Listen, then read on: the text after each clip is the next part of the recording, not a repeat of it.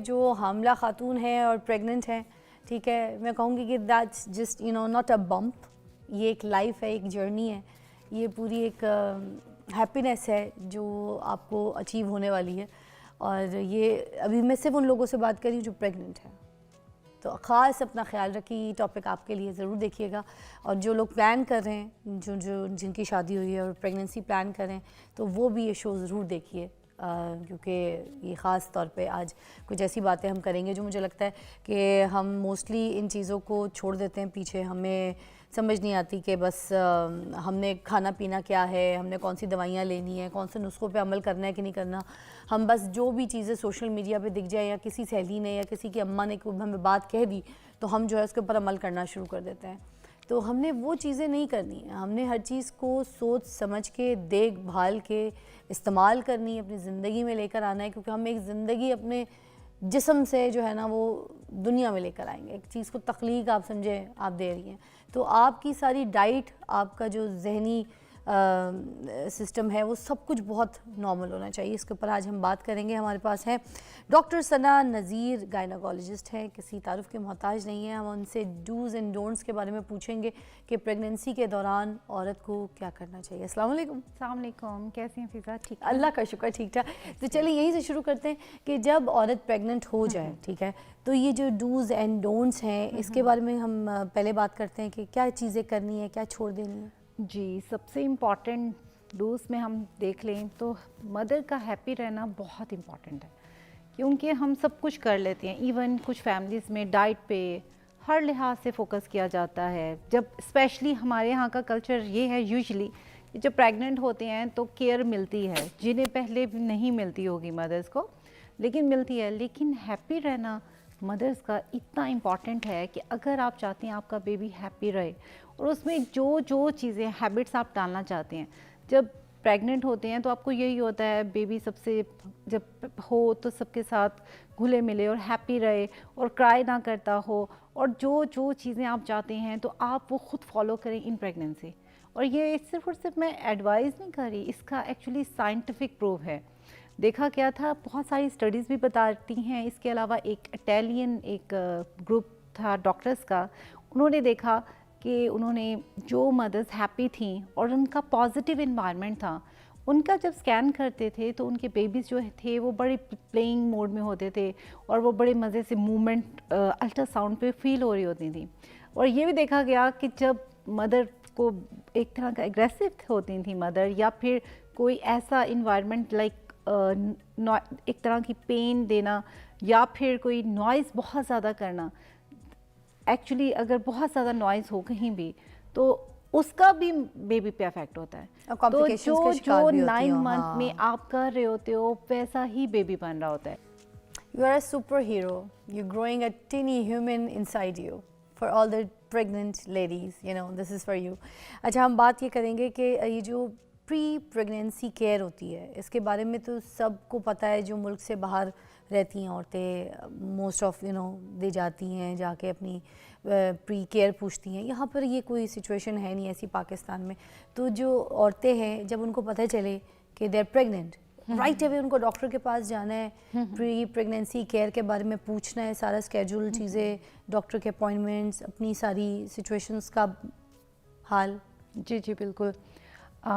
सबसे इम्पॉर्टेंट मैं ये कहना चाहूँगी, आपका ये बहुत इंपॉर्टेंट क्वेश्चन है कि हमारे यहाँ बिल्कुल ट्रेंड नहीं है प्री प्रेगनेंसी काउंसलिंग का, प्री प्रेगनेंसी क्लिनिक का, क्योंकि बाहर है।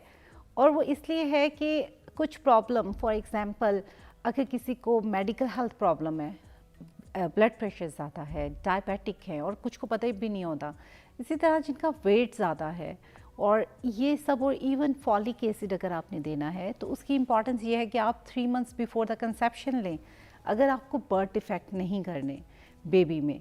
तो प्री प्रेगनेंसी काउंसलिंग एक बहुत इंपॉर्टेंट कॉन्सेप्ट है, जिसमें अगर आप आते हो हमारे पास डॉक्टर्स के पास, तो हम आपको कुछ after when you plan pregnancy, तो उसके बाद आप कह रही हैं कि फॉलिक एसिड शुरू कर दें। Folic acid when, yes, 3 months before the pregnancy actually आपके बर्थ डिफेक्ट्स कम करते हैं बेबी में। हम जब स्टार्ट करते हैं इट्स ओके, आपको लेना है और फिर 3 मंथ्स आपने लाइक 12 आपने वीक्स तक कंटिन्यू करना है, दैट्स रियली गुड।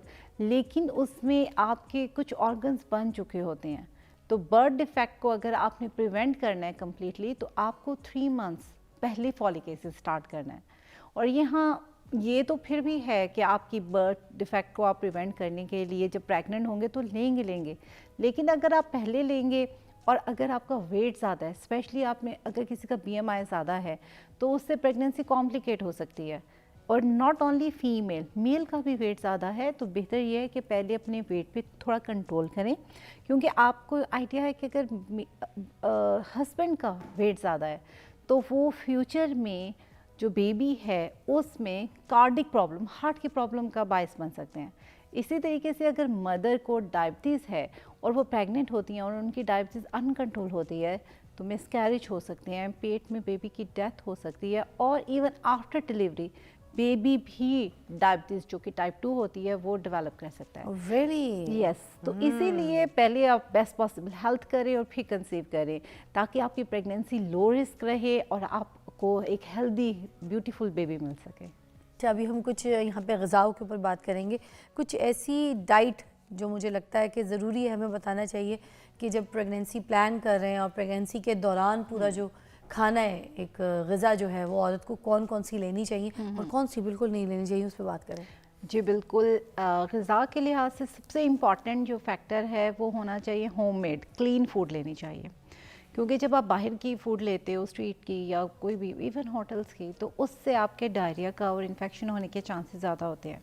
जब प्रेगनेंसी के दौरान एसिडिटी भी बहुत जल्दी हो जाती है, एसिडिटी, सीना बर्न बहुत ज़्यादा होता है, ठीक है, उसके अलावा आपको गैस प्रॉब्लम भी बहुत ज़्यादा, ब्लोटिंग भी बहुत होती है। प्रेगनेंसी में हार्मोन होता है प्रोजेस्टेरॉन, और जो प्रोजेस्टेरॉन है ना वो आपकी बॉडी में क्या करता है, यूट्रस को रिलैक्स करता है।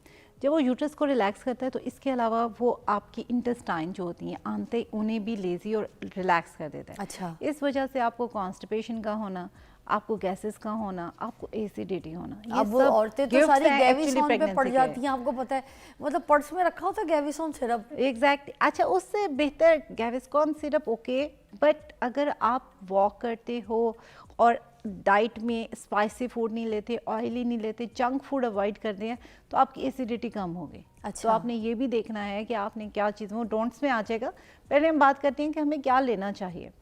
उसमें कुछ है मैक्रोन्यूट्रिएंट, लाइक जो हमारी ग़िज़ा है जिससे हमने एनर्जी लेनी है, कार्बोहाइड्रेट्स हैं, प्रोटीन्स हैं, कार्बोहाइड्रेट्स तो ज़्यादातर औरतें छोड़ देती हैं कि भाई मोटे हो जाएंगे, डाइटिंग पे ही रहती हैं प्रेगनेंसी में भी। कार्बोहाइड्रेट्स क्या छोड़ देना चाहिए? नहीं, बिल्कुल नहीं छोड़ना चाहिए। एनर्जी का सोर्स वही है, वरना आप लिथार्जी रहेंगे, आप कुछ काम नहीं करेंगे और फिर आपकी बॉडी में पेन ज़्यादा होंगे। तो इसीलिए आपने कार्बोहाइड्रेट्स लेने हैं। हाँ, कौन से लेने हैं? आप गंदम की रोटी लें, रिफाइंड आटा ना लें, गंदम की रोटी लें, ब्राउन आप जो है राइस लें, आप जौ का दलिया बहुत अच्छा भी होता है और उससे आपकी गैस नहीं होती, आपकी कॉन्स्टिपेशन भी रिलीव होती है। तो ये सब वो चीज़ें हैं जो कार्बोहाइड्रेट का रिच सोर्स हैं और उससे आपका वेट गेन नहीं होना। इस बात को आगे बढ़ाएंगे डाइट को। रुखसाना की कॉल इस्लामाबाद से शामिल करते हैं। अस्सलाम वालेकुम। हेलो, अस्सलाम वालेकुम। वालेकुम रुखसाना, व्हाट्सअप, क्या हाल है? अल्लाह का शुक्र, ठीक ठाक। अपनी सुनाएं। क्या कहेंगी? जी, मैंने डॉक्टर साहब से ये बात करनी है कि मेरे शादी को 12 साल हो गए, तो 2 दफ़ा मेरे बच्चे ज़ाया हुए, तो फिर मेरी एक ट्यूब डैमेज हो गई थी। उसके बाद मैंने टेस्ट करवाया, लेकिन मैं कंसीव नहीं कर सकती। डॉक्टर साहब प्लीज़ रहनुमाई कीजिएगा। हाँ जी, अस्सलाम वालेकुम। क्या नेम है आपका? रुखसाना। रुखसाना। अच्छा रुखसाना, आपने मुझे बताया कि 2 मिसकैरेजेस हुए हैं आपके, उसके बाद आपने टेस्ट करवाया है, तो क्या हुआ है? ट्यूब डैमेज, एक ट्यूब ब्लॉक है, यानी बंद हो चुकी है। नहीं, वो निकाल दी उन्होंने। अच्छा, ठीक हो निकाल ही दिया। ओके, आपका ट्यूब में हमल था? जी। अच्छा, अब एक ट्यूब है आपकी?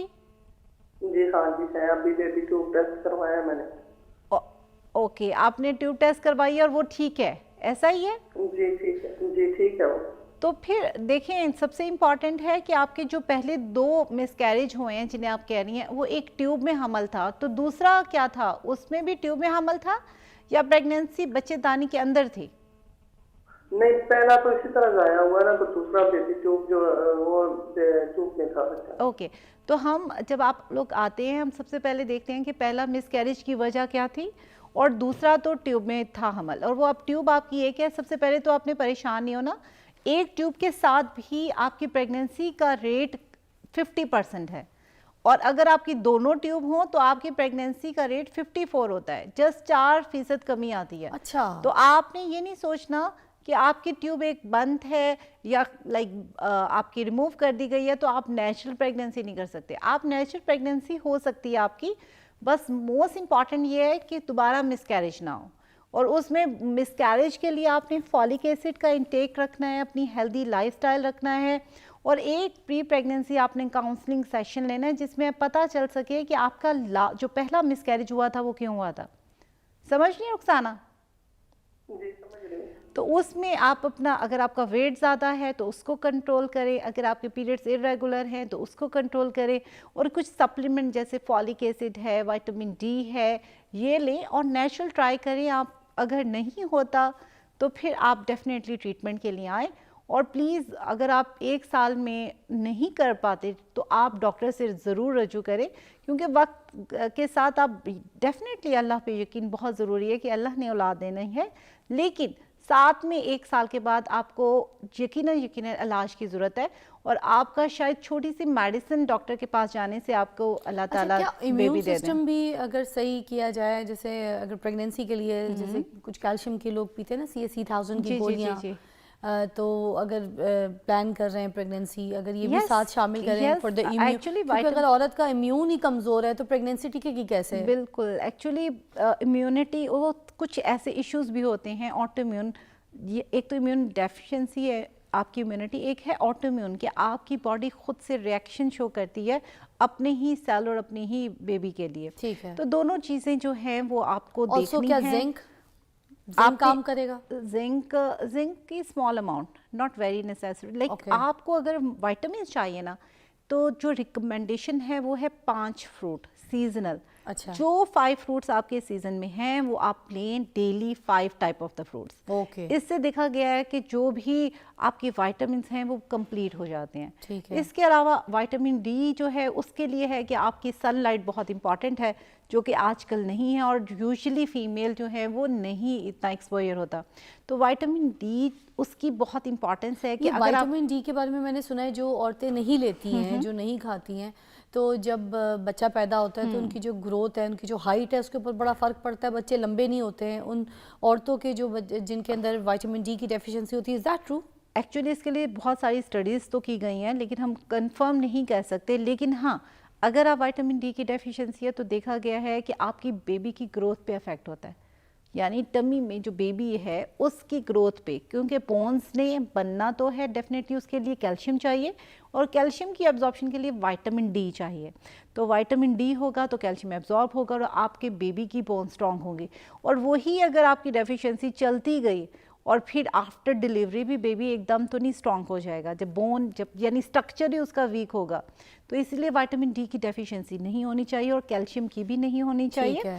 दूध ज़रूर लें, दूध का कोई मिथ नहीं कि उससे ये हो जाए वो गैस हो जाती है। बिल्कुल नहीं, आप ज़रूर लें मिल्क के 2 ग्लासेस। आई रिमेंबर जब मैं प्रेग्नेंट थी, फरहाल मेरे पेट में थी, तो मुझे ये कहा गया था कि आधा दूध आधा पानी, ठीक है ना, उसको अच्छी तरीके से गर्म करके भले 3 टाइम पियो, मगर पियो कैल्शियम की इंटेक जाए। कैल्शियम की तो इंटेक वो जाए। मैं पानी के साथ पीती थी, भले उसमें कभी शहद भी डाल देती थी जायके के लिए, कभी हल्दी पी लेती थी उसके अंदर डाल के, मगर कभी उसको ग्राइंड करके सेब उसके अंदर ग्राइंड करके, कभी बादाम उसके अंदर ग्राइंड करके, इस तरह की चीज़ें, मगर दूध की इंटेक करती होती थी। तो मुझे आपकी बात बिल्कुल मुझे सही लगी, इसलिए मैंने कहा कि इसको ज़रूर जो है ना। इसके अलावा विटामिन सी का एक इम्पॉर्टेंट रोल है कि विटामिन सी से आपकी जो प्रेगनेंसी में जब आपकी टमी साइज बढ़ रहा होता है तो उस पर जो मार्क्स आ रहे होते हैं बिकॉज ऑफ स्ट्रेचिंग, हाँ। उसके लिए भी रोल है कि जिनको देखा गया है कि एविडेंस शो कहते हैं कि विटामिन सी की जिनमें डेफिशिएंसी थी उनके स्ट्रेच मार्क्स ज़्यादा थे।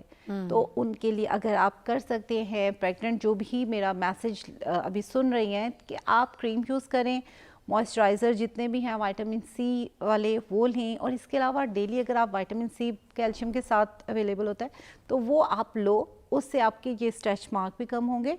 और vitamin C is actually very important for iron absorption.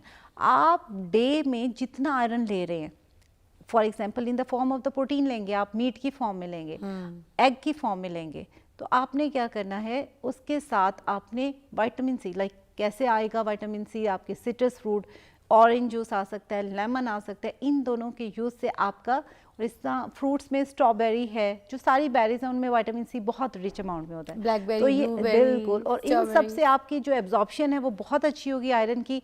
तो आपको जो टैबलेट फॉर्म में आयरन लेना है वो भी कम हो जाएगा, क्योंकि टैबलेट फॉर्म में जब भी आप आयरन लेते हैं आपको नॉजिया, पहले 3 मंथ्स तो आप ले ही नहीं सकते, तो आपकी नॉजिया, स्टूल प्रॉब्लम वॉमिटिंग, भी होता है, जैसे इरिटेबिलिटी बच्चों को होती होता है। है आयरन के सिरप से कलर एग्जैक्टली, चेंज हो जाते हैं, ऑल दैट काफी। तो वो ये है कि अगर आप अपना विटामिन सी लेते रहें इन द फॉर्म ऑफ ये सिट्रस जो भी फ्रूट हैं, साथ में आप प्रोटीन इनटेक रखें। कार्बोहाइड्रेट्स आपने लेनी है, प्रोटीन इनटेक बहुत ज़्यादा ज़रूरत नहीं होती फर्स्ट ट्राइमेस्टर में, सेकंड में तो इतनी ज़्यादा, first trimester mean first 12 weeks में कोई इतना ज़्यादा प्रोटीन की नीड नहीं है।